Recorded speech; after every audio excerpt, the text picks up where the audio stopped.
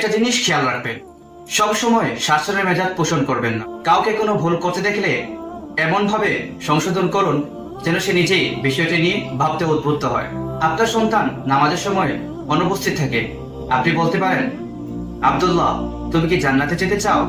অবশ্যই আপু, তাহলে তোমাকে নামাজের প্রতি যত্নবান হতে হবে।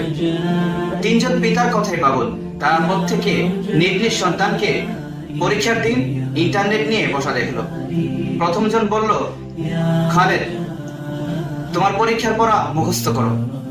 দ্বিতীয় জন বলল, মাজেদ, এখন তোমার পরীক্ষার পড়া মুখস্থ করো, নয়তো তোমাকে প্রহার করা হবে এবং তোমার হাত খরচ বন্ধ করে দেওয়া হবে।